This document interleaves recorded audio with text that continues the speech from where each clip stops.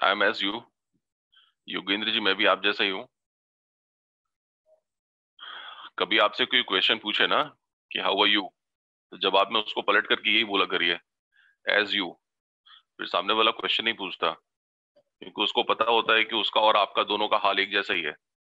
और इसमें इंग्लिश के 3 वर्ड प्रोबेबली बहुत ज्यादा आते हैं। एक आता है गुड, एक आता है वेल, एक आता है फाइन।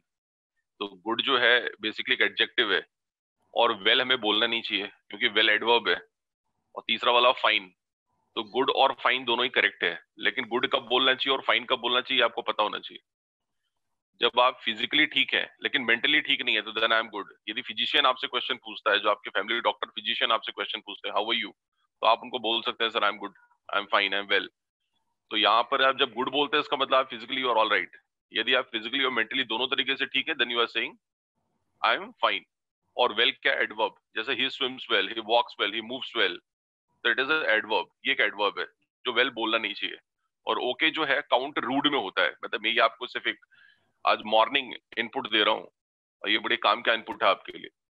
जानते हैं जो वर्ड गूगल है वो किससे बना हुआ है? गूगलोप्लेक्स, जिसका मतलब 10 to the power 100 होता है। आपको पता है हर, चलिए ठीक है, अभी मैं कुछ इसी और टॉपिक पे आ जाऊंगा।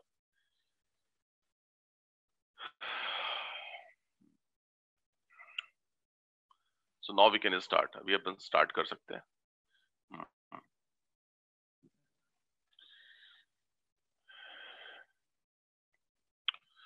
So, dear friends, in yesterday's session, we was discussing about group discussion, and day before yesterday's session also we was talking about group discussion.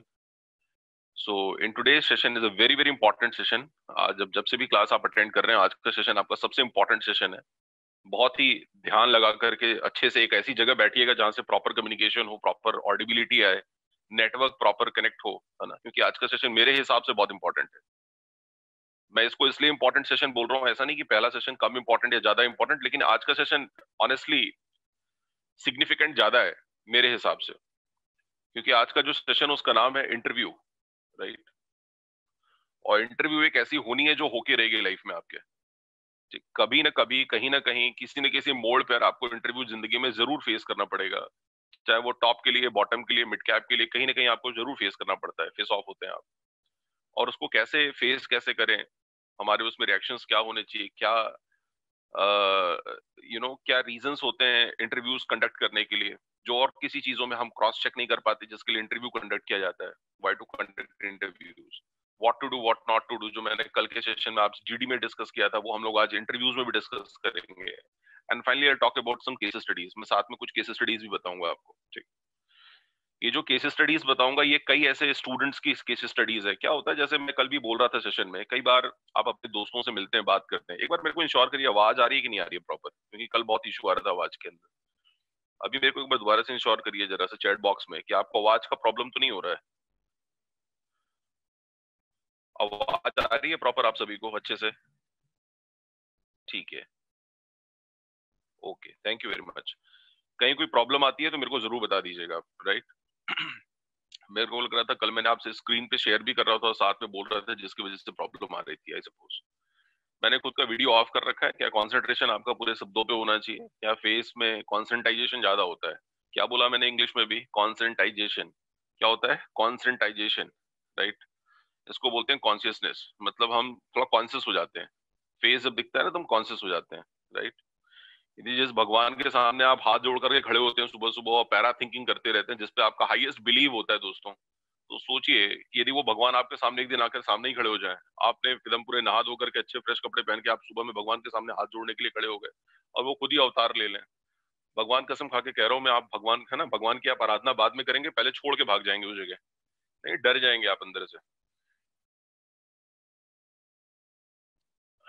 Well तो मैं बात कर रहा था आपसे इंटरव्यू के ऊपर, राइट? इंटरव्यू में सबसे इंपॉर्टेंट जो चीज होती है वो आपकी एंट्री होती है ना? कि आपकी एंट्री कैसे हुई, और एंट्री होने के बाद आपके चेहरे का लुक क्या था, आपके चेहरे का, आपका बॉडी लैंग्वेज कैसा था। और जब मैंने आपको अंदर आने की परमिशन दी, जब मैंने आपको बोला यस कम इन, अंदर आ जाइए, तो आप अंदर आए, तो कैसे चल के आप अंदर आए, आपका पेस क्या था, राइट? पेस मतलब आपकी जो चाल थी वो धीमी थी, तेज थी, मध्यम थी, कैसी थी?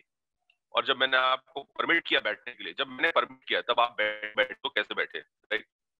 मतलब आप बैठने के कई तरीके होते हैं जो मैं यहाँ डिक्टेट नहीं कर सकता आपको प्रॉपरली, क्योंकि यहाँ लिमिटेशंस हैं।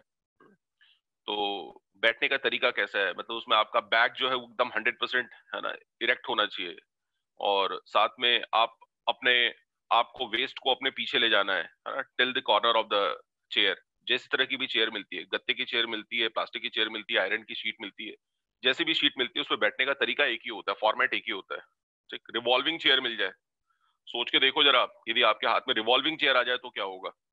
तो आपकी आदत तो है नहीं रिवॉल्विंग चेयर पे, अब आप पता चला एक राउंड आपने स्विंग कर लिया, एयर ही फील हुआ, बड़ा ऑक्सीजनेटेड लग रहा है सर, बहुत अच्छा फीलिंग आ रहा है, नहीं, आपको यदि एक स्विंग मार लिया आपने एंटी क्लॉक या क्लॉकवाइज डायरेक्शन में और बड़ा खुश महसूस कर रहे हैं आप अंदर से, तो ये एक फिन्योकर, इसको इंग्लिश में बोलते हैं फिन्योकर। फिन्योकर मतलब फन लविंग, जिसको बुफनिंग कहते हैं इंग्लिश में। क्या बोलते हैं? बुफनिंग।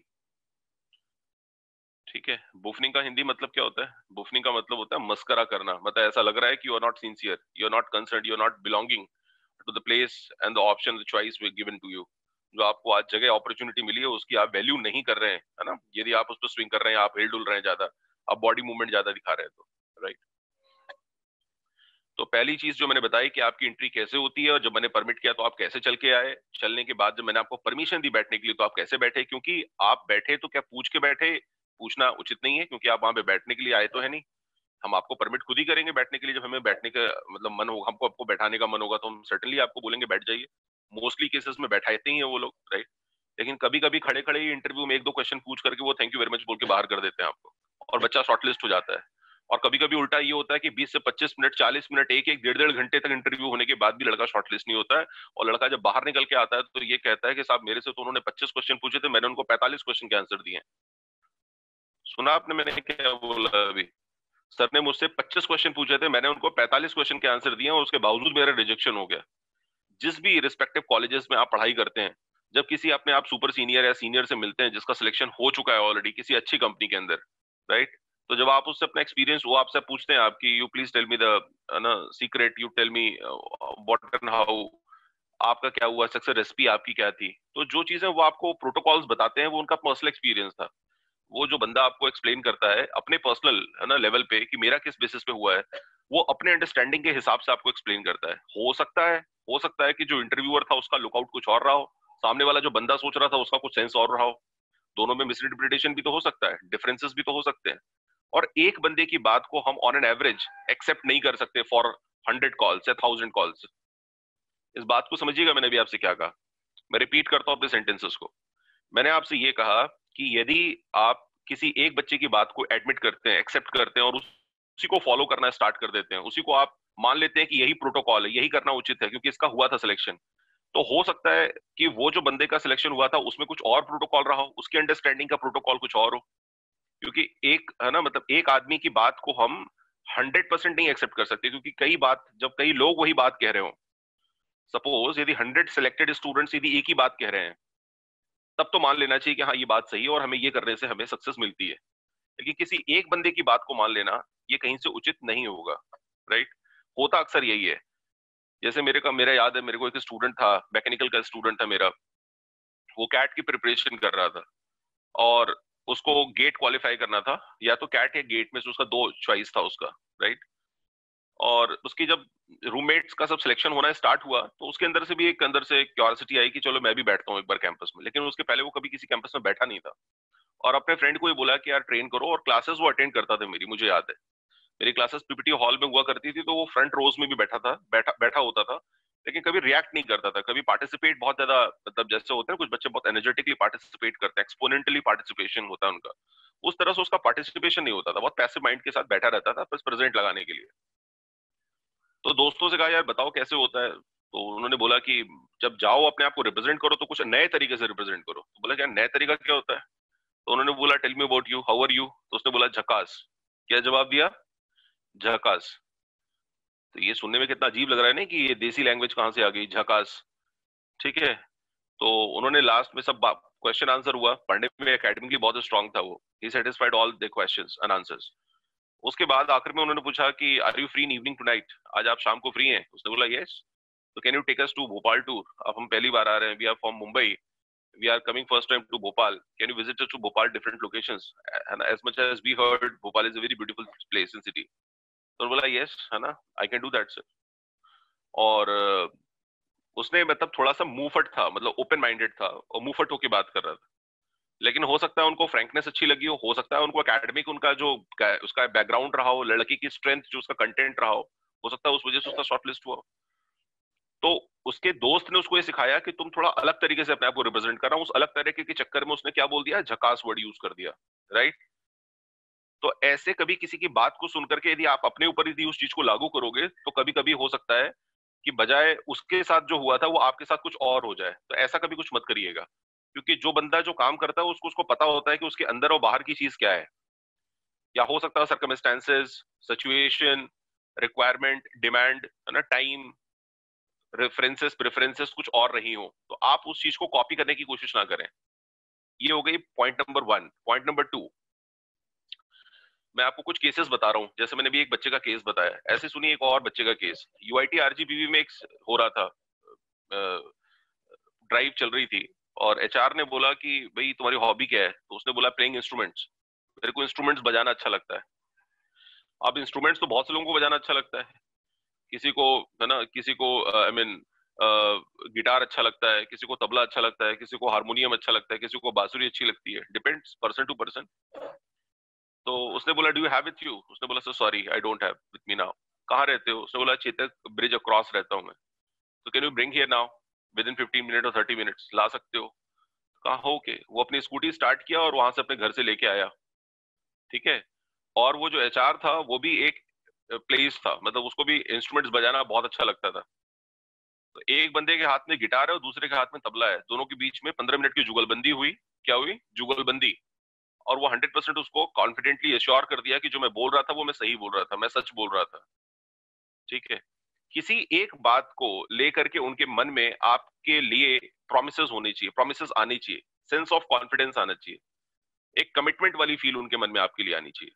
और यदि उनको आपने उस बात पे सेटिस्फाई कर दिया, सबको पता है कि आप एकेडमिक स्ट्रांग है लेकिन आपके पास अभी इंडस्ट्री इंफॉर्मेशन नहीं, इंडस्ट्री का नॉलेज नहीं है ना, हैंड ऑन एक्सपीरियंस नहीं है, ये तो आपको जब हम मौका देंगे, चांस देंगे, अपॉर्चुनिटी देंगे, जब आप हमारा हिस्सा बनेंगे, हमारे प्लेटफॉर्म पे आके नौकरी करेंगे आप, तभी आप ये सब चीजें सीखेंगे और कर पाएंगे। ये तो उन्हें भी मालूम होता है ये बात, राइट। लेकिन उनका देखना ये है कि ये बंदा कितना इंस्पायरिंग है, कितना सेल्फ मोटिवेटेड है। इसको यदि वो हम चांस दें, लर्न करने का चांस दें, तो क्या ये लर्न करेगा कि रिलक्टेंट होगा? ये रिलक्टेंट मतलब ऐसा बच्चा जो कि सीखना ही नहीं चाहता। यदि ये सिखाएंगे तो इसे सीखेगा कि नहीं सीखेगा? और इसके पास बेसिक नॉलेज होनी चाहिए जिसको बोलते हैं फंडामेंटल साइंसेस। इसके पास फंडामेंटल साइंसेस है और इसको हम जो चीजें सिखाएंगे उसके लिए इसका एटीट्यूड बहुत अच्छा है, proper up to the mark है, इसको अंग्रेजी बोलना और लिखना आती है ठीक ठाक, ठीक ठाक एवरेज भी आती है, शॉर्ट लिस्टेड। सुना आपने? वो बच्चा क्या हो जाएगा? शॉर्ट लिस्टेड, ठीक है। तो वो बच्चा जो है उन दोनों के बीच में जुगलबंदी के बेसिस पे उसका हो गया। मेरे एक स्टूडेंट है, उसका नाम है पूर्वी यादव। वो लड़की इसी ब्रांच की स्टूडेंट थी। मैं आपको जानबूझ के कुछ केसेस इसलिए बता रहा हूँ ताकि कुछ सक्सेस रेसिपीज देखिए जा कि बच्चे का सिलेक्शन होने के कारण क्या क्या थे। ऐसे मेरे पास कम से कम 6 से 7 हजार ऐसे सैंपल्स हैं स्टूडेंट्स के, जिनके सक्सेस रेसिपीज बहुत अलग अलग तरह की रेसिपीज हैं। तो इस बच्ची से क्वेश्चन पूछा गया, पतली दुबली है, देखने में बहुत पतली दुबली ये लड़की थी। तो इन्होंने कहा कि भाई आप जो है क्यों आपने डाइटिंग करते हैं? कहा नहीं सर मेरा बॉडी टाइप ही ऐसा है, जेनरिक है, ये जेनेटिकली ऐसा ही है, मेरी मदर भी ऐसी है, she is a social activist. और अभी she is now 57, but she is a very very active lady in our society, है ना। She is managing lot many things at her own, काफी चीजें वो खुद से कर रही हैं। तो उन्होंने पूछा कि क्या करती हो, हॉबी क्या है तुम्हारी? तो उसने बोला कि भाई सर मेरे को डांसिंग बहुत अच्छी लगती है। बोला डांसिंग अच्छी लगती है, और तुम्हारी तुम बताओ कि how long can you dance, how long can you do dance before us, कितने समय तक लगातार कंटिन्यूअसली आप डांस कर सकते हो? तो लड़की ने जवाब दिया 6 आवर्स। क्या बोला? लगातार 6 आवर्स तक मैं डांस कर सकती हूँ। तो बोला तुम आप कुछ बॉडी वेट वेट गेन करने के लिए कुछ क्यों नहीं लेते? तो उसने बोला सब कुछ लेती हूँ सर, बनाना शेक लेती हूँ, मैंगो शेक लेती हूँ, जो ले सकते जो होता है वो सब मैं करती हूँ, बट मेरा बॉडी टाइप ही ऐसा है। और इसका प्रूफ ये है कि आप मेरे को कंटिन्यूअसली बोल दो डांस करने के लिए 6 घंटे तक, तो मेरी बॉडी में स्टेमिना है, स्ट्रेंथ है, एनर्जी है, इनरली मैं बहुत स्ट्रांग हूँ। तो मैं आपको इंश्योर करती हूँ कि मैं ये काम लगातार नॉन स्टॉप 6 घंटे तक लगातार कर लूंगी। और आप मेरे को सीढ़ियों से 3-4 बार नीचे ऊपर करा दो, मैं आसानी से ये काम कर लूंगी। ये बात सुनते ही वो लोग पागल हो गए, क्योंकि जो लड़की बोल रही थी वो उसने काम किया हुआ था, और उसके बाद टेक्निकल जो नॉलेज थी उसके पास, बेसिक नॉलेज जो होनी चाहिए थी वो थी, सी सी प्लस प्लस और भी जो Java and all. Python, right? जो बेसिक नॉलेज होनी चाहिए बच्चे के पास एक कंपनी के अंदर रिक्रूट होने से पहले, राइट? वो बेसिक नॉलेज थी। लेकिन जो एक बच्चे का जो एचआर और एमआर था, वो जो टेस्ट कर रहे थे, एटीट्यूड गेस कर रहे थे, वो उस बेसिस पे उस बच्चे को शॉर्टलिस्ट कर लिया। और उसने बोला मैं सारी चीजें खाती हूँ सर, मैं ऐसा नहीं, मैं रिस्ट्रिक्टेड हूँ कि ये नहीं खाती वो नहीं खाती, इसलिए मेरा बॉडी टाइप ऐसा है, ये जेनेटिकली ऐसा है, और आप मेरी बॉडी में स्टेमिना स्ट्रेंथ है, आप मुझसे ये करा लो और मैं ये कर सकती हूँ, आई कैन डू दिस। समझ में आ रहा है आपको? तो ऐसी छोटी छोटी बातें जो है उनको दिमाग में स्ट्राइक करती हैं, ऐसे छोटे छोटे एक्स फैक्टर्स उनके दिमाग में स्ट्राइक करते हैं और आप शॉर्टलिस्ट हो जाते हैं।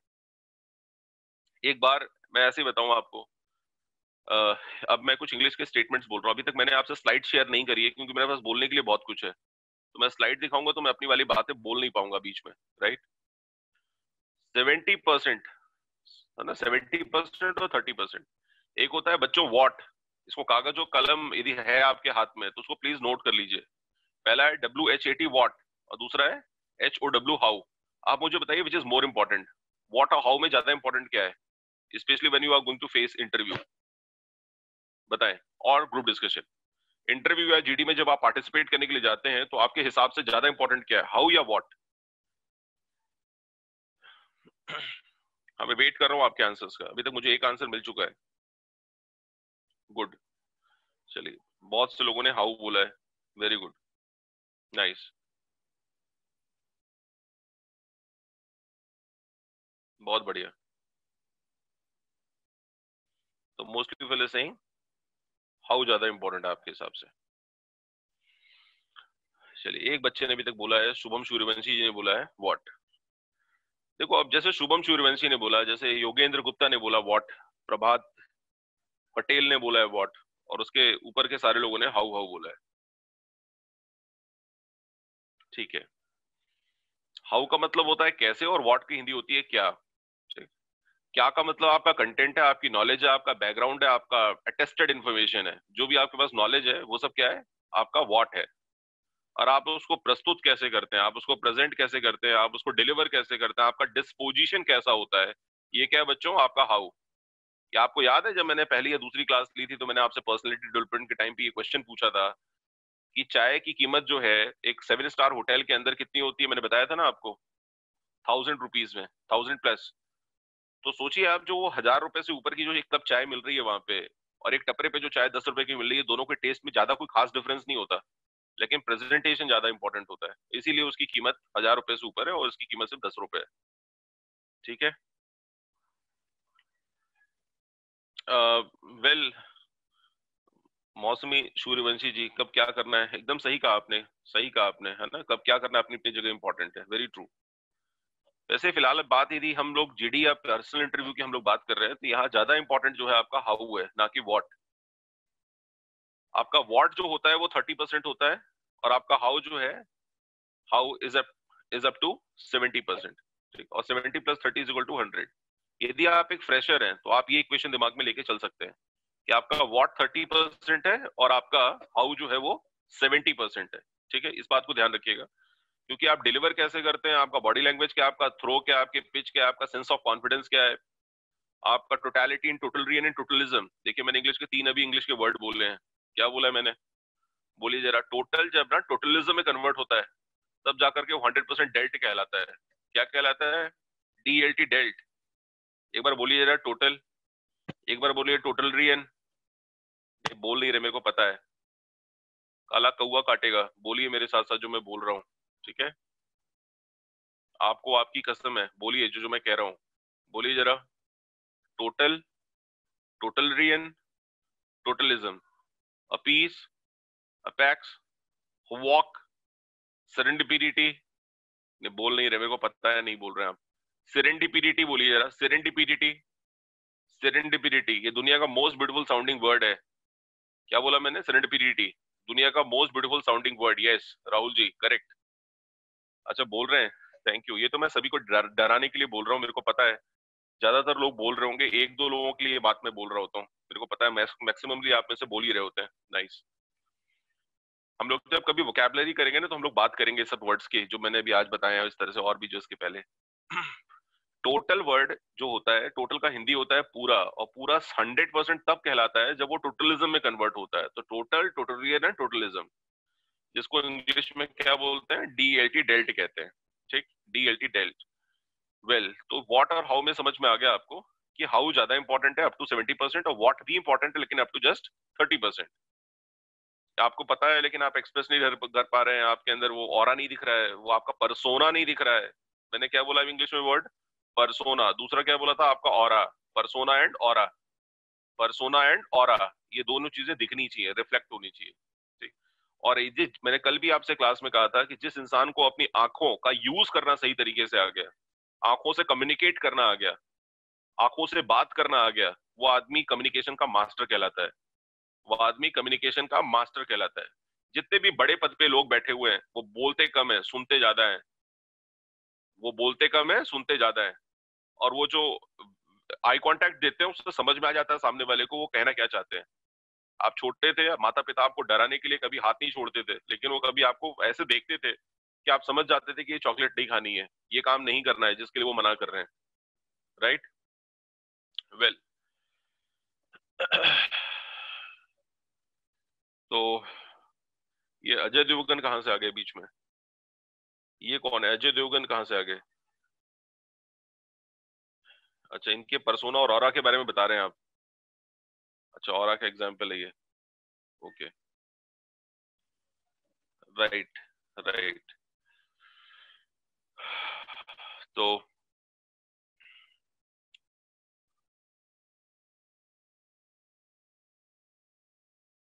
अच्छा, अच्छा, अच्छा, ठीक है।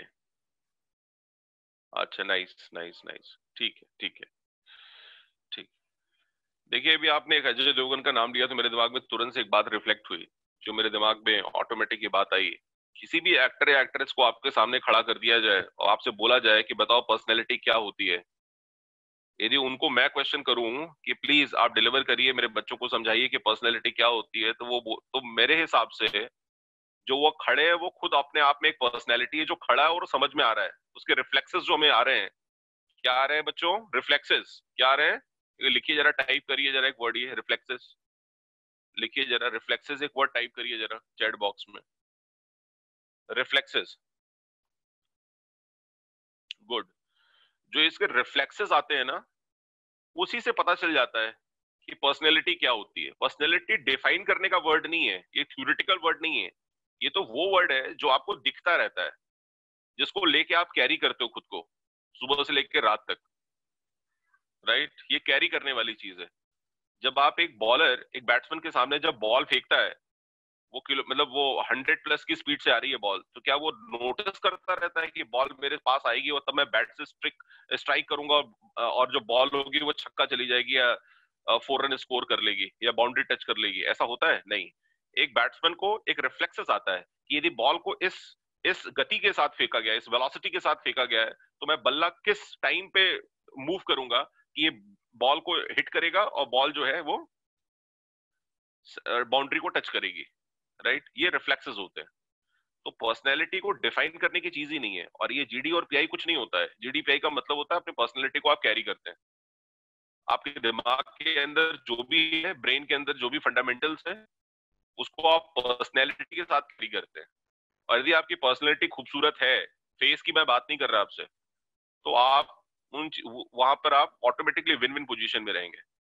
सुनिए, अब एक और केस सुनिए, जल्दी से एक और केस बताता हूँ, फिर तुरंत अभी मैं दोबारा एक स्लाइड पे आ जाऊंगा। एक और केस है, अभी तक मैंने 2-3 आपको केसेस बताए। एक और केस है, एक स्टूडेंट, फीमेल चाइल्ड का एक है केस।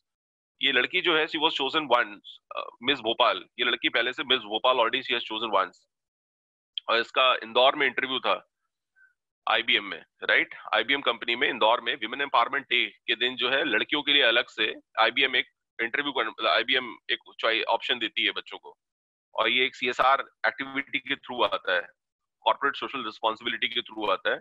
से विमेन एम्पावरमेंट डे के दिन ये लड़कियों को खास एक ऑप्शन देते हैं कि जो बच्चा हमारे साथ जुड़ना चाहता है उसके लिए रजिस्ट्रेशन लिंक वो लोग प्रोवाइड करते हैं आपको। ठीक है। तो ये लड़की वहां गई और उसका सिलेक्शन नहीं हुआ, और लड़की से क्वेश्चन ये पूछा कि what is the craziest thing you have done so far in your life. क्या क्वेश्चन किया था? What is the craziest thing you have done so for in your life.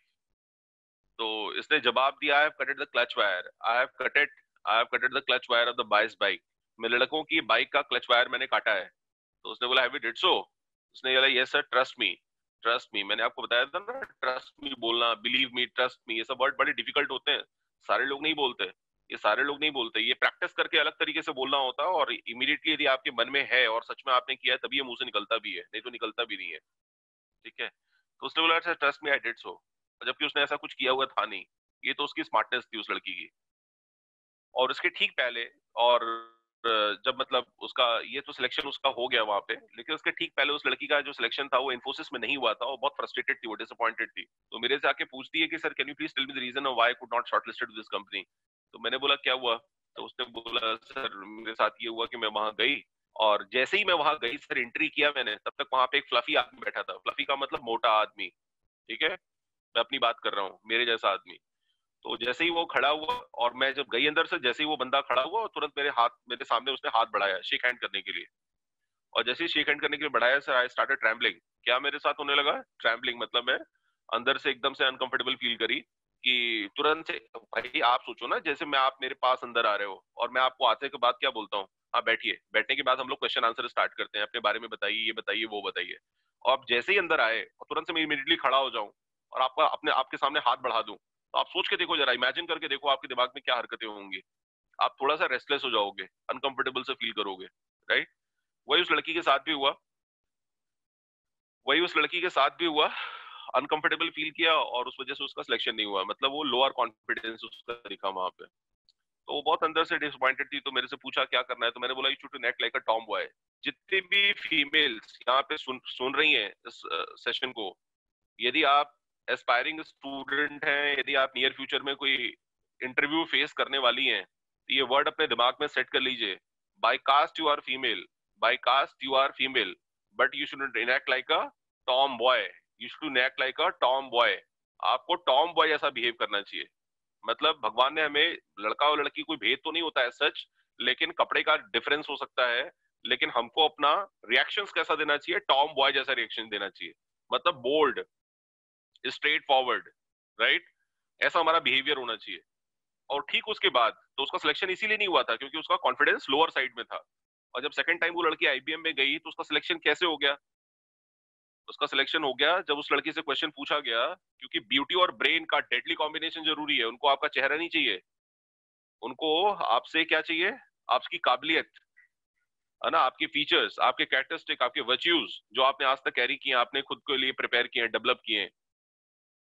आपको, है ना, आपके वहां कोई फैशन शो तो है नहीं, वो तो काम कराएंगे आपसे, यदि आप उनके लिए एक्सपोनेंटली बेनिफिटेड साबित हुए, कॉम्प्लीमेंट्री हुए, तब तो वो रखेंगे, नहीं तो थैंक यू वेरी मच बोल के बाहर कर देंगे। तो सेकंड टाइम जब वो लड़की गई, तो सेकंड टाइम आईबीएम में जब उससे क्वेश्चन पूछा गया कि आपसे सबसे क्रेजीस्ट चीज अपने जीवन में क्या करी है, क्वेश्चन अपने आप से पूछ के देखना आप। पहली बात ये भी सोचो कि कभी क्रेजी हुए थे, ठीक है, क्रेजी हुए तो क्या किया था सबसे क्रेजियस्ट चीज, ठीक। तो उस लड़की ने जब ये बोला तो उन्होंने विश्वास कर लिया, क्योंकि उसने वो किया हुआ था और उसका शॉर्ट लिस्ट हो गई। एक लास्ट केस मैं और बताता हूँ आपको, आखिरी केस, मेरे पास एक्चुअली बोलने के लिए ज्यादा है पॉइंट फिलहाल, और इसलिए मैं स्लाइड नहीं दिखा रहा हूँ आपको, ताकि कहीं भी वॉइस ब्रेक ना हो, प्रॉपर तरीके से आप चीजों को सुन पाए, अच्छे से समझ पाए। वेल, केस और सुनिए। एक लड़की है, उसका केस जो है वो गुड हाइट गर्ल, और मुझे नाम तो याद नहीं इस बच्ची का, सीएस ब्रांच की स्टूडेंट थी, है सीएस ब्रांच की स्टूडेंट थी, और इससे पूछा गया कि भाई बताओ क्या तुम्हें अच्छा लगता है, हॉबीज और इंटरेस्ट में बताओ। तो इस लड़की ने 3 बातें बताई थी। इसने पहला बोला था मेरे को सब पोएम राइटिंग अच्छी लगती है, पोएम लिखना, कविताएं लिखना अच्छा लगता है, साथ में मुझे डांस करना अच्छा लगता है, और कुछ और एक बताया था, प्रोग्रामिंग करना अच्छा लगता है, राइट, या कोडिंग अच्छी लगती है, ऐसा कुछ एक और थर्ड उसने बोला था। तो प्रोग्रामिंग के उन्होंने 2-3 क्वेश्चन दिए, उसने इमीडिएटली बना दिए, मतलब कर दिए उसने सॉल्व। उसने बोला कि पोएम, सेकंड आया क्या, पोएम, तो उन्होंने बोला कि have you ever written any poem so far, आपने आज तक कभी कोई पोएम लिखी है। लड़की ने जवाब दिया यस सर, लिखा है, कॉलेज मैगजीन में लिखा है, वो किताब में छपी भी है। तो उन्होंने बोला do you have that with you now, आपके पास है। उन्होंने बोला नहीं है। उसने पापा को अपने फोन लगाया, पापा उसके वो, क्योंकि कॉलेज में थी नहीं उस मोमेंट ऑफ टाइम पे, क्योंकि वो 2 साल पहले छपी थी किताब। तो तो उसने पापा को अपने फोन किया, घर से लोकलाइट रहने वाली थी और उसके पापा कैरी किए, फिर लेके आए। तब तक उसको बोला कि आप बाहर बैठो और हम मीनवाइल अब दूसरे बच्चों का कंटिन्यू करेंगे इंटरव्यू, और आप बाहर बैठ के आज के कैंपस के लिए एक पोएम कॉम्पोजिशन करो। क्या करो? पोएम कॉम्पोजिशन करो। उस लड़की ने लिखना स्टार्ट किया, आया रे टी से इसका कैंपस ड्राइव आया रे, सबका मन भाया रे, ऐसा करके 4-5 लाइन उसने कंपोज किया। तब तक उसके पापा लेके आ गए और फिर उसका जब नंबर आया तो उसको अंदर बुलाया और फिर पूछा क्या किया आपने, तो उसने बताया कि सर मैंने ये पोएम कंपोज की है और ये कॉलेज की मैगजीन इसमें मेरी पोएम छपी हुई है। They were highly impressed, they were highly impressed. उसके बाद आखिरी चीज क्या बोली थी उसने? डांस। क्या बोला था? डांस। तो उसने बोला कि dance before us, can you do dance before us, क्या आप हमारे सामने डांस कर सकती हैं? आप सोच के देखो, आप जो मेरे को सुन रहे हो ना, सोच के देखो, ये क्वेश्चन ही तुमसे पूछ लिया जाए कि डांस करके दिखाओ, 4 लोग आपके सामने बैठे हैं, हाउ विल यू फील? आप कैसा फील करोगे? सोचो जरा, है ना? आदमी अनकंफर्टेबल, अपने ये सारे काम क्यों करते हैं पता है आपको? कंफर्ट जोन से बाहर निकालने के लिए। और देखते हैं कि कंफर्ट जोन से बाहर निकालने के लिए बाद आप कैसे रिएक्ट करोगे। ठीक। तो उस लड़की को, उस लड़की ने बोला कि सर कहना है मैं मोबाइल, क्या मैं अपने मोबाइल में इस गाने को बजा सकती हूँ? They said absolutely no. आपको पता है जब आप जिम जाते हो सुबह सुबह या शाम को लेट नाइट, जब आप जिम जाते हो, जिम में जो बड़े बड़े डंबल्स उठाते हो ना आप, उसका कारण क्या होता है पता है? बड़े बड़े डंबल उठाने का उसका सिर्फ एक कारण है जो तुमने कभी रियलाइज नहीं करा होगा। और मेरे को थैंक यू बोल देना क्योंकि मैं बता रहा हूँ आपको। पहले थैंक यू पहले बोल दो आप, तब मैं बताऊंगा। मेरे को डाउट है क्योंकि उसके बाद आप बोलते नहीं हो। तो आप पहले थैंक यू वेरी मच बोल दो, उसके बाद मैं आपको बताता हूँ कि फिर वो सीक्रेट क्या है जो आप बड़े बड़े डंबल उठा लेते हो।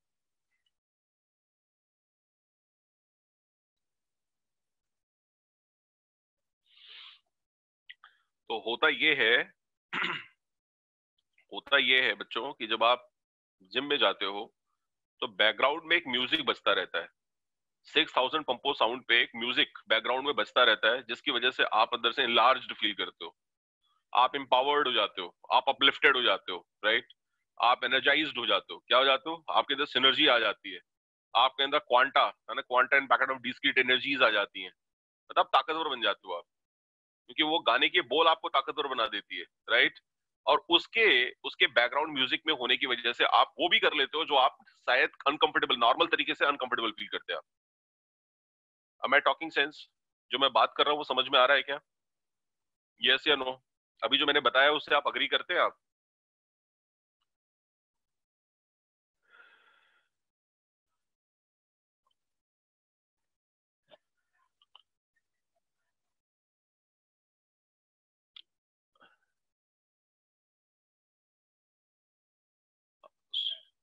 आवाज आ रही है आप लोगों को?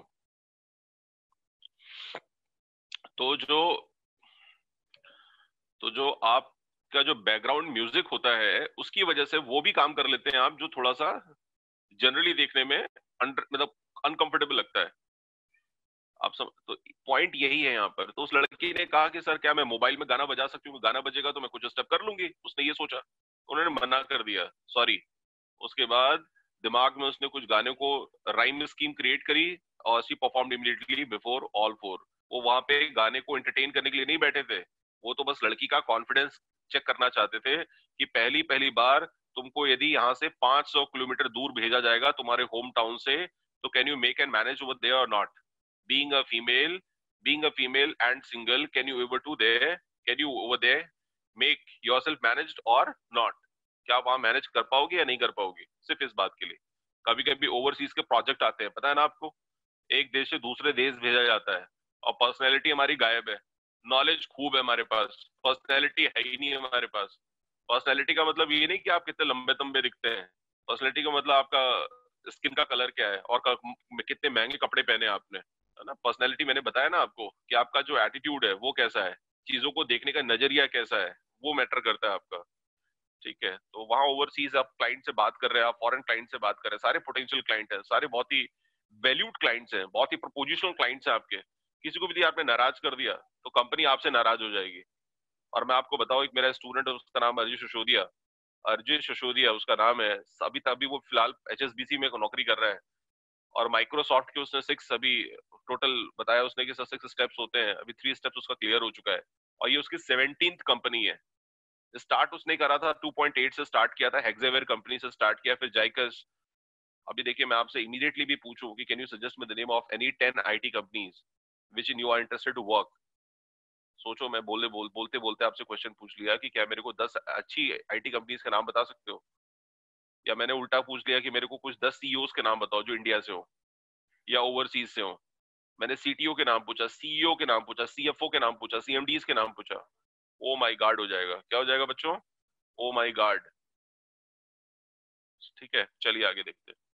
तो उस लड़की ने इमीडिएटली डांस करा और शॉर्टलिस्ट हो गई वो लड़की। ठीक है, वेल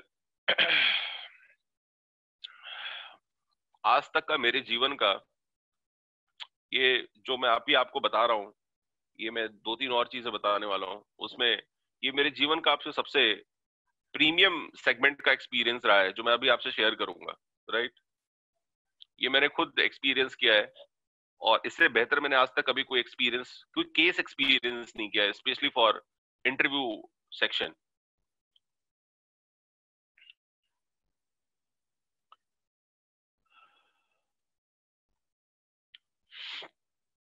ये जो 3 केस है, ये 3 केस जो है वो इंटरव्यू से रिलेटेड है। और ये केस मैंने तब नोटिस किया जब मैं कैट के बच्चों को पढ़ाया करता था, और उस दौरान हर साल हम लोगों को भी कैट देना पड़ता था, कंपलसरी था, क्योंकि if you have to work with that company, with that organisation, you are suppose to sit along with the student to write cat। आपको कैट देना पड़ेगा दूसरे बच्चों के साथ साथ। मुझे याद है पहली बार जब मैंने जीवन में कैट दिया था तो मेरा 95.34 परसेंटाइल आया था। सेकंड टाइम जब मैंने अटेम्प्ट किया तो 97.56, और लास्ट मेरा 2017 का जो स्कोर था वो 99.96 परसेंटाइल था। तो मैंने ये नोटिस किया कि 2-2% का इंक्रीमेंट हुआ, और ये बहुत मैटर करता है, पता है आपको, क्योंकि स्टूडेंट देखता है, स्टूडेंट आपको देखता है।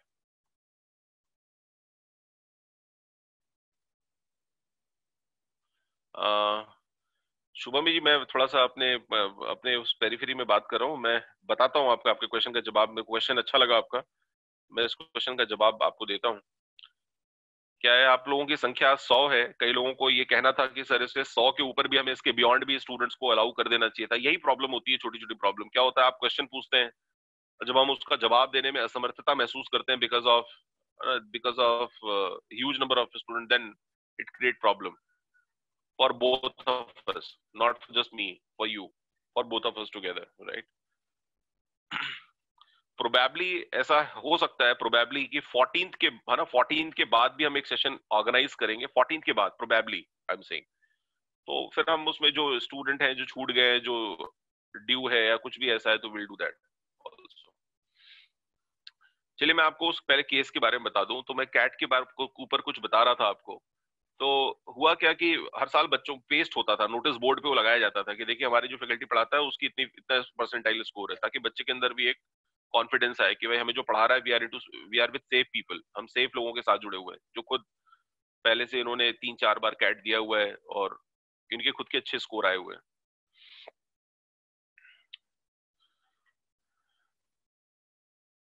जहां चाह होती है, बोलते हैं ना, वहां राह होती है। सारे सुहाने करके की स्टूडेंट है, वो एसजीटीएस इंदौर का स्टूडेंट है। मैं भोपाल 2012 में पहली बार आया यहाँ पे, मध्य प्रदेश भोपाल 2012। और उसके बाद मैंने अपनी फेसबुक की आईडी बनाई। उस फेसबुक की आईडी से, जैसे आप मेरे साथ जुड़े हुए हैं, उसको उस लड़के को भी किसी ने बताया होगा, वो लड़का मेरे से फेसबुक पे मैसेंजर में जुड़ गया। और जुड़ने के बाद मेरी और उसकी कम्युनिकेशन फेसबुक मैसेंजर के थ्रू बात होने लगी। 2 साल तक मेरी उस लड़के से बात हुई है। सारे सुहाने, नाम मैंने बता दिया आपको। 2017 का वो लड़का जो है AIR 1 है, सीमैट का। वो लड़का 2017 का सीमैट का AIR 1 है। उस लड़के ने कोई कोचिंग इंस्टीट्यूट नहीं ज्वाइन करी, पूरे हिंदुस्तान की कोई कोचिंग उसने ज्वाइन नहीं करी है। वो उसका स्कोर अपने खुद के बदौलत आया है। और उसका सेल्फ थोड़ा बहुत, आप कह सकते हैं, जो मैंने थोड़ा बहुत 2 साल में जो हम लोगों ने थोड़ी बहुत जो बात करी है, कभी मैंने ना उसको पर्सनली मैं मिला हूं ना वो लड़का मुझसे मिला है। और आज की डेट में वो लड़का मिनिस्ट्री ऑफ एविएशन में, उसने जनरल बजाज से अपनी एमबीए कंप्लीट करा। एमबीए के बाद उसका जो है गोल्डमैन सच में उसकी जॉब लगी। उसके बाद उसका आरबीआई का पीओ क्लियर हुआ। आरबीआई के पीओ के बाद अभी वो लड़का मिनिस्ट्री ऑफ एविएशन में, राइट। नाम मैंने बताया आपको, सारा सुहाने। तो दोस्तों, जहां चाह होती है वहां राह होती है। एक अच्छे टीचर को एक अच्छे स्टूडेंट की दरकार होती है। और एक अच्छे स्टूडेंट को अच्छे टीचर की दरकार होती है, टीचर को स्टूडेंट, दोनों एक दूसरे के लिए कॉम्प्लीमेंट्री होते हैं। वेल, तो मैं अपनी बात को आगे कंटिन्यू करता हूँ। तो हुआ यूं कि हम लोगों के पास मतलब हर साल एक जो है एक ट्रेनिंग होता था session, Okhla Okhla industrial area new Delhi phase 1 में एक ट्रेनिंग सेशन होता था, जिसमें पूरे हिंदुस्तान के जितने भी फ्रेंचाइजी ओनर्स है सबको इनवाइट किया जाता था। उसमें हमारे यहाँ से भी जो फ्रेंचाइजी ओनर थे, बागला सर थे, वो एफएमएस बीएचयू के प्रोडक्ट थे, मैं दिल्ली का प्रोडक्ट हूँ, वो बीएचयू के प्रोडक्ट थे।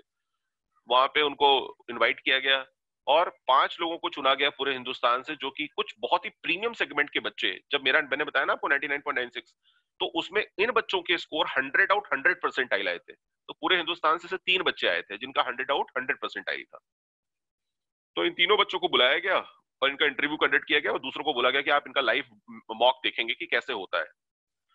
5 लोगों को चुना गया इंटरव्यू लेने के लिए, जिसमें एक उनके को फाउंडर हैं और डेल के ब्रांड एम्बेसडर है, जिनका नाम है सत्यनारायण, उनके चेयरमैन और को फाउंडर और डेल के ब्रांड एम्बेसडर है। आई एम बैंगलोर के प्रोडक्ट है। इसी तरह से एक आकाश गौतम साहब है, जिनको मैंने बताया Limca book of record holder है। थर्ड अनफॉर्चुनेटली मैं था। चौथे एक जो थे उनके एप्टीट्यूड के बहुत अच्छे एक ट्रेनर माने जाते हैं, उनके वो भी को फाउंडर ही है, वो भी आई एम बैंगलोर की प्रोडक्ट है। और एक सर श्रीनी सर हैं जो एक्सलराइज जमशेदपुर के प्रोडक्ट है। ऐसे 4-5 लोगों को टीम बना करके पर्सनल इंटरव्यू के लिए उस बच्चे को बुलाया गया। वो बच्चा जेएनयू का प्रेसिडेंट है, स्टूडेंट कम्युनिटी का जेएनयू का प्रेसिडेंट है उस लड़के को जिसको बुलाया गया। और वो स्टूडेंट प्रॉक्सी भी था, राइटिंग एडिटर इन चीफ भी है अपने कॉलेज का ब्रांड एम्बेसडर भी है। और आज तक उसके कभी भी 97-98% से कभी बिलो आए ही नहीं है, 10th से लेकर के ग्रेजुएशन तक कभी उसके बिलो आए ही नहीं इसको। मैंने अपनी जिंदगी में आज तक ऐसा कभी कोई स्टूडेंट नहीं देखा। यदि ये बात मैं बोल रहा हूँ तो इट मेक सेंस।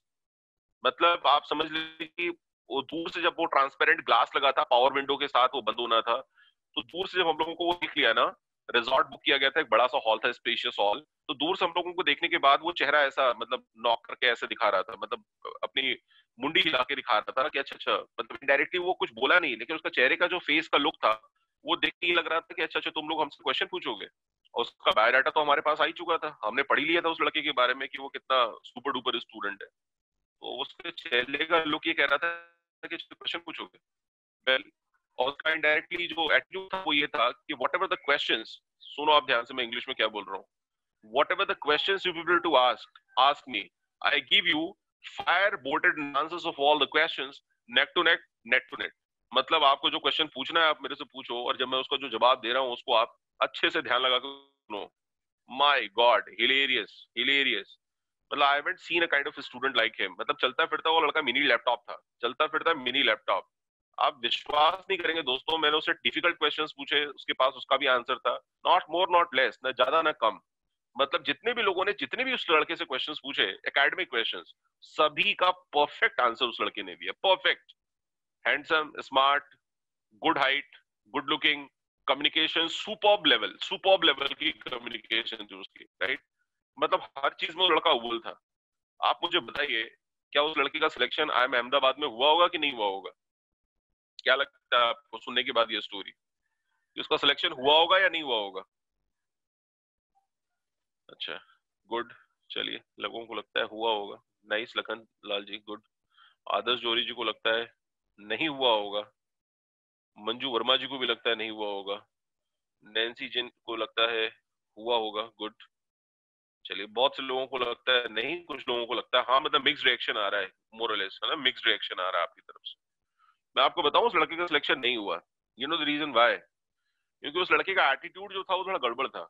यदि मैं वर्ल्ड की टॉप 5 बेस्ट यूनिवर्सिटीज की बात करता, यदि मैं हार्वर्ड की बात करता, यदि मैं ऑक्सफोर्ड की बात करता, मैं कैलिफोर्निया यूनिवर्सिटी की बात करता, मैं ये यूनिवर्सिटी जापान की बात करता, मैं वॉटन की बात करता, मैं क्लॉक की बात करता।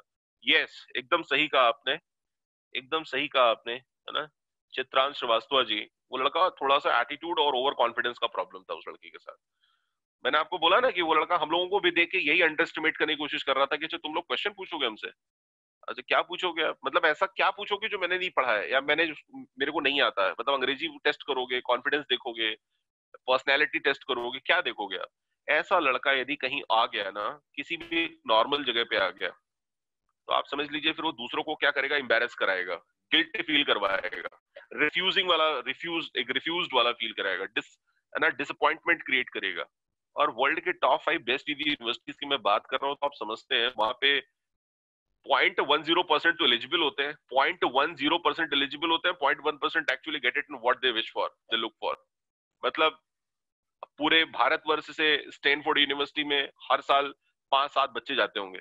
पूरे भारतवर्ष से 130 करोड़ की जनसंख्या है, आप सोच लीजिए, 4-5-6 बच्चे जाते होंगे पूरे भारतवर्ष से। तो क्या पढ़ने वाले लड़के नहीं है यहाँ पे, या पैसे की कमी है? ना पैसे की कमी है ना पढ़ने वालों की, मतलब उसका देखते हैं वो स्टेटमेंट ऑफ पर्पस, देखते हैं बहुत सी चीजें, बहुत छोटी छोटी चीजें हैं। देखते हैं आप, कई लोगों ने अपनी अपनी दुकान लगा के रखा हुआ है कि आपको विदेश में जाके पढ़ाई करनी है तो हमारे पास आइए, हम आपका स्टेटमेंट ऑफ पर्पस लिखवा देंगे, हम ये करवा देंगे, वो करवा देंगे। लेकिन कभी कोई नहीं बोलता कि हार्वर्ड, आपको मैं बताऊं, मैनेट, मैनेट नाम सुना आपने? MANET college, MANET, MANET Bhopal, MANET Bhopal जो कॉलेज है, उनकी जो ट्रेनिंग एंड प्लेसमेंट की हेड है मैडम, उनकी बेटी का सिलेक्शन, उनकी बेटी का सिलेक्शन फार्माकोलॉजी में हार्वर्ड यूनिवर्सिटी में हुआ है। सुनिएगा मैं क्या बोल रहा हूँ, उनकी बेटी का सिलेक्शन हार्वर्ड, उन्हीं का, राधा रमन यूनिवर्सिटी, पूरा कॉलेज उन्हीं का है। और फार्माकोलॉजी डिपार्टमेंट के अंदर पूरे हिंदुस्तान से आज तक अभी तक किसी लड़की का सिलेक्शन नहीं हुआ है। सी इज वन एंड ओनली। यदि फीमेल चाइल्ड की मैं बात करूं तो फार्माकोलॉजी में ऑक्सफोर्ड यूनिवर्सिटी में वो लड़की पहली स्टूडेंट है जिसका सिलेक्शन हुआ है। मतलब एक बच्चे का एक जगह सिलेक्शन होने का मतलब वो एक माइलस्टोन है, मतलब आइकॉनिक है, एनेक्डोटिक इंसिग्निया है, मतलब वो एक हिस्टोरिक चीज है, हिस्टोरिक अचीवमेंट है अपने आप में। क्योंकि वो स्पेसिफाई करते हैं कि आप क्यों आना चाहते हो, किस तरह से इंक्रीमेंटल आपको ग्रोथ दे सकता है, क्या बेनिफिट्स के मिल सकते हैं आपको, राइट। चलिए, मेरे पास अभी बचे हुए 10 मिनट अभी और है, मैं सोच रहा हूँ जल्दी जल्दी आपको दूसरी चीजें भी कंप्लीट करा दूं। तो वेल, एक तो केस मैंने आपको बता दिया, उसका ना होने का रीजन क्या था। दूसरा केस सुनिए आप। सेकंड जो केस है, एक फीमेल चाइल्ड है ये, और ये जो है बेंगलुरु से आती है, और इसने कैट सूट्स पहन रखा है। कैट सूट्स जो होता है, स्वीडिश लिटरेचर H&M का एक बहुत ही स्पेसिफाइड सूट है, कैट सूट्स, जिसको मैडोना मैडोना भी प्रेफर करती है। भाई आप जब कहीं जाते हैं तो आपको ड्रेस कोड का तो अंदाजा होना चाहिए। भाई हम आपका सिर्फ और सिर्फ अकेड थोड़ी चेक कर रहे हैं। अकेड तो आपने दिखाई दिया ना रिटन क्लियर करके कि आप अकेड में बहुत अच्छे हैं। ठीक वैसे ही जैसे तुम लोगों ने रिटन में भी एप्टीट्यूड क्लियर कर लिया, जिसमें कि जनरल इंग्लिश पूछी जाती है, जनरल रीजनिंग पूछी जाती है, जनरल मैथ्स पूछी जाती है। तो इसका मतलब फिर हम बचा क्या, जीडी और पीआई। तो जीडीपीआई क्या है? पोस्ट रिटन टेस्ट सिनेरियो है, जिसमें तुम्हारी पर्सनैलिटी का असेसमेंट हम कर रहे हैं। अच्छा, मैं आपको बता दूं, आप कहीं से ये दिमाग में रॉन्ग बिलीव मत रखिएगा कि डॉक्टर सिंह आपके पास आज पीपीटी दिखाने के लिए नहीं था, तो डॉक्टर सिंह ने आज पूरी क्लास में सिर्फ और सिर्फ बातें करके पूरी क्लास निकाल दी। आप प्लीज ऐसा मत सोचिएगा। मेरे पास पीपीटी बनी हुई है, मैंने सिर्फ इसलिए बता रहा हूँ क्योंकि मेरे पास बोलने के लिए कुछ अच्छी चीजें हैं, तो मैं चाहता हूँ कि आप मेरे लिए इंपॉर्टेंट है, तो मैं चाहता हूँ आपसे वो शेयर करूं और अपनी बात आप तक पहुंचा पाऊं। ठीक है, तो मैं जो सेकंड कैंडिडेट के बारे में आपसे बोल रहा था, ये मैडम जो है कैट सूट्स पहनी है, स्वीडिश लिटरेचर H&M, जिसको मैडोना प्रेफरेंस देती हैं। और ये आप बहुत डेकोरेट कर लेते हैं, तो डेकोरेशन में क्या होता है कि आपका एक्चुअल फेस दिखता नहीं है, और आप कोई पार्टी वियर कपड़े नहीं पहन के आ सकते, आप कॉटन सूट्स पहन के आइए। आप ऐसे जिसमें आप इजी गोइंग मूवमेंट कर सकते हो, आप राइट इजी गोइंग मूवमेंट कर सकते हो। तो ना होने का जो मैडम का रीजन था वो यही था कि बिकॉज वो बहुत ज्यादा यू नो आर्टिफिशियल लग रहा था हमें, ऑकवर्ड लग रहा था ओवरऑल, आप कह सकते हैं, शॉर्ट में बोल सकते हो ऑकवर्ड लग रहा था, देखकर ऑकवर्ड लग रहा था। ठीक है, और जैसे ही वो वॉक इन उस लड़की ने किया, वो पता नहीं क्या, उसने एक ऑर्नामेंट पहने थे, उससे बहुत अलग तरीके ड्रम बीट की आवाज आ रही थी, ड्रम बीट की आवाज आ रही थी, उससे भी डिस्ट्रैक्शन हो रहा था। ठीक, डिस्ट्रैक्शन हो रहा था। एक थर्ड कैंडिडेट के बारे में सुनिए आप। ये भाई साहब जो है वो कार्गो की जीन्स पहन के आए और डेनिम का शर्ट पहन के आए हैं। कार्गो की जीन्स और डेनिम का शर्ट, जिसमें पॉकेट इतने होते हैं जितने पहनने वाले को भी नहीं पता होते हैं, राइट। इनको देखने के बाद ये क्वेश्चन किया गया कि do you have your admit card with you, your score card with you, आपके पास एडमिट कार्ड और स्कोर कार्ड है क्या? तो उन्होंने कहा yes sir I do have. मैंने बोला can you show it to us, हमको दिखा सकते हैं आप? अब it started scratching on whole the body to identify where is kept his admit card in score card, कहाँ रखा है उसको। पूरे इन्होंने हर जांच पड़ताल कर ली, और वापस, ये हम मैं करके नहीं दिखा सकता आपको, ये वापस हमारे तरफ मुड़ करके, पीठ की तरफ मुड़ करके खड़े हो गए, और उसके पीछे भी, इनके शर्ट के पीछे भी बैक में भी इनके एक पॉकेट बना हुआ था और ये हमसे बोलते हैं कि sir can you please seen it, मतलब इसमें आप देखिए जरा कहीं कुछ है क्या। मतलब इनको मिल ही नहीं रहा था कि ये स्कोर कार्ड ही रखे कहाँ है। कार की चाबी मिली, कार की चाबी निकाल के हमारे सामने हमको हाथ में दे दिया कि सर जरा इसको पकड़िएगा जरा। आप समझ रहे हैं? तो इतना नंबर स्कोर अच्छा करने के बाद भी जो सेंस है, जो अंडरस्टैंडिंग है, जो मेच्योरिटी है, या जो प्रिपेयर्डनेस है, राइट। सिर्फ नॉलेज एकेड सब कुछ नहीं होता। अभी मैंने आपको देखा ना सुबह का गुड मॉर्निंग जो विश किया था उसमें भी यही बात लिखी थी। सिर्फ नॉलेज एकेड कुछ नहीं होता, आपको ओवरऑल कंप्लीट पैकेज होना बहुत जरूरी है। ओवरऑल एक कंप्लीट पैकेज। अंग्रेजी अब फैशन का विषय पहले हुआ करता था, अब फैशन नहीं है। Is not an important attribute for your success, important attribute for your success. या तो फिर देखिए जैसे चेतन भगत, मुझे याद है मैंने चेतन भगत को 2 मार्च 2012 को भोपाल में जब पहली बार इनवाइट किया था एक टॉपिक पे बोलने जी, जिसका नाम था टॉपिक का नाम था रीडिफाइन योरसेल्फ। टॉपिक का नाम था रीडिफाइन योरसेल्फ, रीडिफाइन योरसेल्फ। तो उनका जो कोर मैसेज था वो यही था कि English is no more a subject of fashion, is now become an important essential attribute for someone's success। तो आप इसको अब फैशन के बजाय एक एलिमेंट ऐसा बना ले कि अब इसके बिना तो काम ही नहीं चल सकता। मैंने अभी आरजी सिसोदिया के बारे में आपको बता रहा था ना।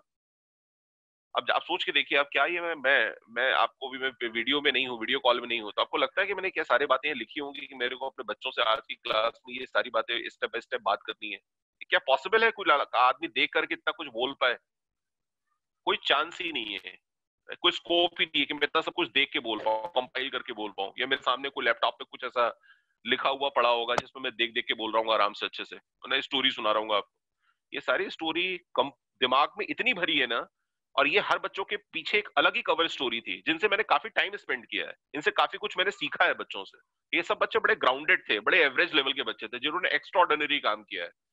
रोहिणी प्रसाद कुशवाहा, देखिए मेरे नाम में आ गया, मैं बोलते बोलते ऐसे ही याद आ जाता है ढेर सारे नाम। और हम जब किसी एक की सक्सेस स्टोरी सुनते हैं तो हम अपने आप को भी उसी पैरामीटर्स में कहीं ना कहीं खोज लेते हैं।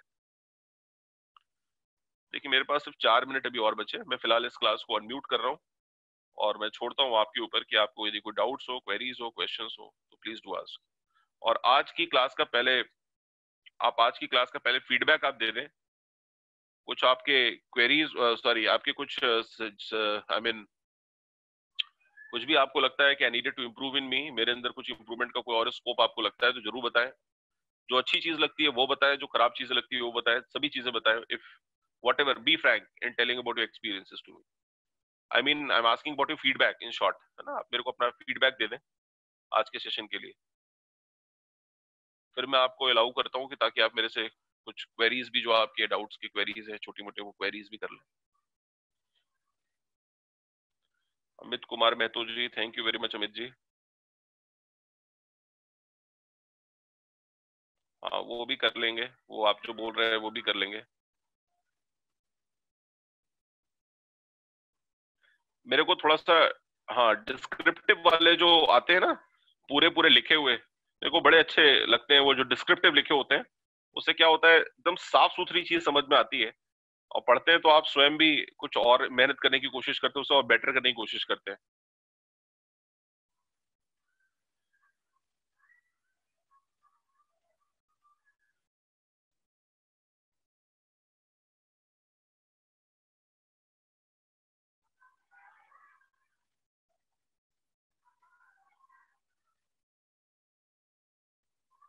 चलिए, thank you very much, thank you very much. और भी मैं इससे बेहतर करने की कोशिश करूंगा आने वाली क्लासेस में।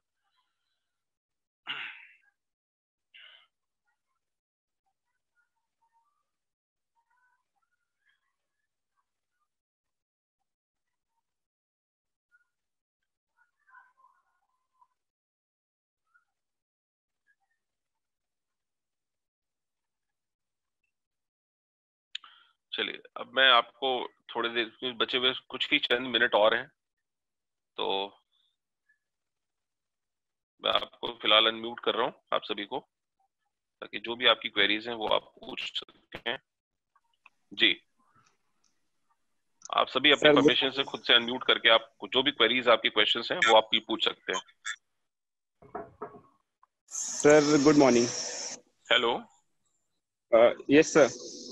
Hello, hello sir, good morning sir. क्या आप मुझे सुन सकते हैं? आप सभी, मैंने कहा है आपको, आप अनम्यूट कर सकते हो खुद को। Yes sir. Yes sir. Yes sir. Yes sir, audible है। Yes sir. Hello, yes sir, you are yes audible. Sir. Yes sir.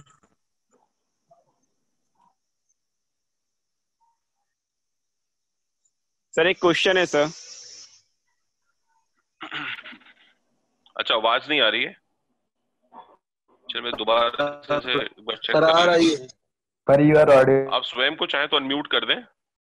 यहाँ से मैंने सेटिंग में चेंज कर दिया है, आप चाहे तो बोल सकते हैं, आवाज मैं सुन सकता हूँ। आपको खुद को सर अनम्यूट गुड मॉर्निंग।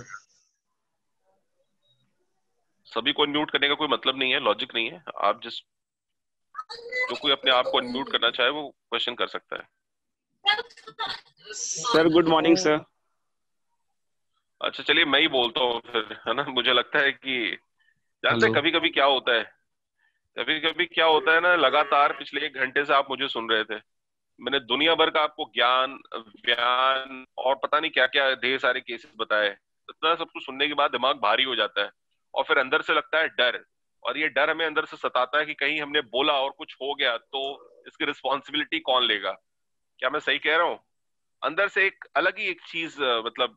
अच्छा आपकी, अच्छा सर हम लोग बोल रहे हैं लेकिन आपकी आवाज नहीं पहुंच रही है ओ आपको। राइट, मेरे पास तो आवाज नहीं आ रही है,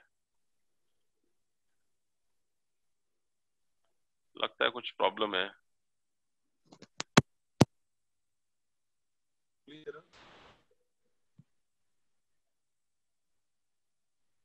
मैंने तो यहाँ कर रखा है अपनी तरफ से, कोई प्रॉब्लम नहीं आनी चाहिए।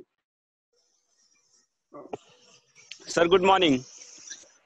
Good morning ji, good morning. अभी तक सर नाउ यू आर पहुंच रही ऑडिबल। है आपकी आवाज। अच्छा जी जी जी जी, मैं और सुन मैं पा रहा एक क्वेश्चन हूँ। पूछने सर एक क्वेश्चन है सर। क्वेश्चन किसी को भी पूछना हो वो एक क्वेश्चन प्लीज पूछ लीजिए जल्दी से। हाँ सर बोले, मैं सुन पा रहा एक क्वेश्चन है सर मेरा। राहुल हूँ। हाँ जी बोल रहा हूँ। जी, राहुल जी। सर सर हम जैसे क्या होता है कि अगर इंटरव्यू हो रहा है या ग्रुप डिस्कशन हो रहा है तो सर उस टाइम प्रेजेंस ऑफ माइंड की बहुत ज्यादा जरूरत होती है। बहुत तो बहुत सर बहुत उसको हम कैसे इम्प्रूवमेंट करें? ठीक है। प्रेजेंस ऑफ माइंड के लिए अपने दिमाग को एक मैसेज दें। कल भी पंकज जो क्लास लेगा वो भी कल इंटरव्यू की ही क्लास होगी, कल भी राइट। मैं पहले आपको एश्योर कर दूं, कल की भी क्लास इंटरव्यू की ही क्लास है और ये आखिरी क्लास इंटरव्यू की, कल वाली क्लास, ठीक। अब मैं आपको बताऊं कि इसका जवाब ये है कि अपने आप को आंसर टाइप क्वेश्चन मशीन बना के वहां ना प्रस्तुत करें। आप स्वयं को खुद को इंस्टेंट, जिसको बोलते हैं ना कि हम अपने आप को ये सोच के बैठे कि I am not the owner of all the questions but I shall try. जैसे मान लीजिए कुछ मैंने इमीडिएटली कुछ पूछा, जैसे कल मैंने आपसे पूछा था कि what if you are walking in a forest and you found a black suitcase right, inside it hold $1 million and a piece of paper stain in blood blood with single word don't, ऐसा कुछ मैंने question पूछा था। तो ऐसे question को सुन करके थोड़ा सोचना चाहिए और सोचने के बाद प्रैक्टिकल होकर के जवाब देने की कोशिश करना चाहिए, प्रैक्टिकल। और बहुत ज्यादा ओवर ऑनेस्ट बनने की कोशिश नहीं करनी चाहिए। ओवर ऑनेस्ट, ओवर ऑनेस्ट में क्या होता है कि वो समझ जाते हैं कि मतलब डार्क जो आपका पर्सनैलिटी का जो डार्क एरिया होता है वो उसको रीड आउट कर लेते हैं, जो आपको नहीं दिखाना चाहिए क्योंकि वो आपके पर्सनल एरर्स हैं, पर्सनल इश्यूज हैं। हर आदमी में हजारों प्रॉब्लम्स होती हैं। उसको धीरे धीरे रिकवर करने की कोशिश करें, इरिडिकेट करने की कोशिश करें, रिड ऑफ करने की कोशिश करें, मतलब छुटकारा पाने की कोशिश करें जो पर्सनल इश्यूज है हमारे, ठीक। उसको प्रोफेशनली हम जाहिर ना होने दें लोगों के बीच में। तो आप बोल सकते हैं कि सर यदि वो सूटकेस का जो आपने क्वेश्चन पूछा था यदि ऐसा है तो सर वो पैसा यदि कहीं कोई कैरी, मतलब कहीं कोई देख नहीं रहा है, यदि वो किसी और का नहीं है, मतलब it is all there independently kept somewhere in isolation, और वहां पे कोई वेब कैमरा नहीं लगा है, कोई कोई मेरे पास छापा नहीं पड़ेगा इसके बाद, लेकिन वो बस एक ब्लड स्टेन वहां पे क्लॉथ रखा हुआ है, ऐसे कंडीशन में क्या करना है? तो बोल सकते हैं सर वो ब्लड स्टेन है, दैट्स हार्डली मैटर्स, है ना, आई टेक इट अवे। इससे ये दिखाता है कि आप सुपरस्टिशियस तो नहीं है, सुपरस्टिशियस तो आदमी नहीं है, ऑर्थोडॉक्सियल पर्सन तो नहीं है आप। आपके दिमाग में जो पैराडॉक्सेस चल रहे हैं, पैराडॉक्सेस का मतलब हिंदी में होता है विरोधाभास, चल रहा है कि पैसा ले सकते हैं तो सर वो पुलिस पकड़ लेगी, पैसा ले लेंगे तो जिसका होगा वो हमें खोजना स्टार्ट कर देगा, किसी नीडिया पुअर आदमी का हुआ है, किसी ऐसे आदमी का हुआ तो फिर उसके साथ वो चीटिंग हो जाएगी, जबकि वो लिखा है क्वेश्चन में, ये साथ में दिया है, ये किसी के साथ कोई चीटिंग नहीं होगी क्योंकि यहाँ पे ये पैसा पूरा पूरा आपका है, ठीक है, ये पूरा पैसा आपका है। और इसमें सिर्फ एक ब्लड के साथ एक रुमाल रखी हुई है जिसपे लिखा है डोंट, इस पे लिखा है डोंट, राइट। लेकिन ये भी साथ में कंडीशन लिखी है कि पुलिस का कोई छापा नहीं पड़ना है, किसी का कोई पैसा, कोई आने वाले फ्यूचर में कोई पैसा ये नहीं दिखाने वाला है कि this is all your, this all are mine. तो ऐसा ऐसा लिखा हुआ है। तो ऐसी कंडीशन में क्या करेंगे? तो कुल मिलाकर के बात ये है, ऐसा क्वेश्चन एक बार गूगल पे क्वेश्चन पूछा गया था, ये जो मैंने पूछा ना गूगल में, कि आपने यहाँ से इंटरव्यू देने के बाद आप बाहर गए और बाहर जाते ही आपको you found a bag carried 1 crore rupees, what do you do with it? Will you continue with the company और नॉट? आप हमारी कंपनी के साथ उसके बाद भी कंटिन्यू करेंगे कि नहीं करेंगे? Answer is obviously yes sir. उस पैसे का मैं इन्वेस्टमेंट करूंगा, पार्टली उस पैसे को अलग अलग जगह मैं स्पेंड करूंगा। कुछ पैसे मैं पर्सनल रखूंगा, कुछ पैसे मैं अपने फ्यूचर के लिए रखूंगा, कुछ पैसे अपने मदर फादर को मैं असिस्ट करने के लिए दूंगा, राइट। लेकिन मैं काम तो करूंगा ही, because this is not what my मतलब whole need can not be fulfilled in this much money only. जिंदगी भर के पूरे पैसे सिर्फ इतनी है जिससे मेरी पूरी जिंदगी बीत जाएगी, राइट। तो वो देखना चाहते हैं कि यदि आपकी नीड जो भी दिमाग में आप लेके आ रहे हैं, यदि वो इमीडिएटली फुलफिल हो गई, तो क्या आप हमारे साथ उसके बाद भी कंटिन्यू करेंगे या नहीं करेंगे? Okay, thank you sir. Thank you बच्चों, thank you very much, thanks to all. Sir एक क्वेश्चन है सर। हेलो सर, एक क्वेश्चन है।